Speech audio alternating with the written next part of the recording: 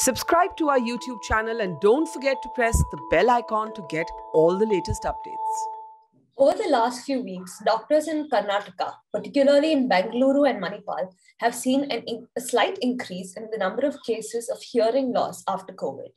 Is this a new cause of worry for us? Let's find out. That there have been cases of partial and complete hearing loss in the second wave as well as the first wave.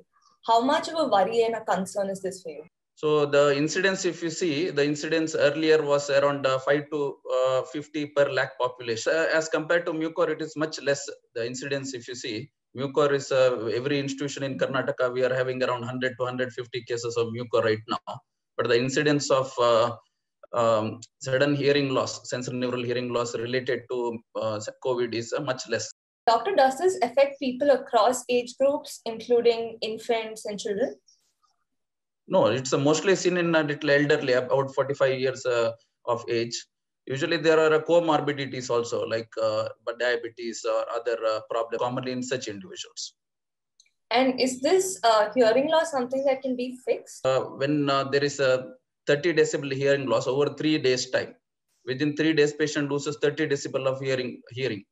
So the key to this treatment is early diagnosis and the treatment. So the treatment is a short course of steroids. We give 10 days of a steroid. So if we start steroids early, patient improves completely. So 80% chances that the patient improves completely with the steroid treatment. When you say 30 decibel hearing is lost over 3 days, how significant is that? Do they lose complete hearing, or is there specific sounds that they don't hear? No, it is 30 decibel means normally around 30 to 40% hearing loss. So 30 to 40% hearing loss over 3 days. So, but majority of the patient may end up with 80 to 90 decibel, like complete hearing loss, 90 decibel hearing loss. But the definition is 30 to 40 decibel hearing loss. So it can be more than that also, 90 decibel hearing loss.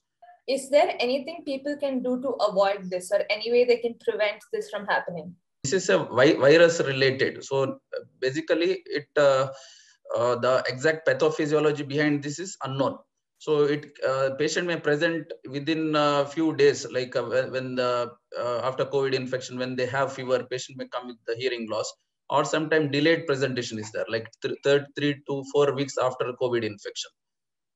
So if a patient develops hearing loss, better to consult a doctor and get one pure tone audiogram done. There is an audiometry test to detect the hearing loss. So with that, we can diagnose if the patient has developed sudden sensorineural hearing loss or not. Yeah, in our institution, we have got around 4 to 5 cases of sudden sensorineural loss we have got. And one of them is actually post-vaccination also. So post-vaccination also, I have seen a case of facial paralysis. So virus-related facial paralysis can happen, or hearing loss can happen. When people approach you with hearing loss, what are their biggest worries? How do they often react? Important thing is they are worried whether it will improve or not. So basically we counsel. So it is a temporary phenomenon. So generally I told you 80 to 90% of these patients completely improve with the treatment. So key is early diagnosis. They should come visit the doctor early. Don't wait for 10 days. So best this thing is within 3rd to 4th day, we have to start them on steroids. So if they come after 10 days, it's unlikely to recover. More than the hearing loss, they may also have a tinnitus. So early symptom is a ringing sensation in the ear. So before actually the hearing loss starts, patient will have a ringing sensation.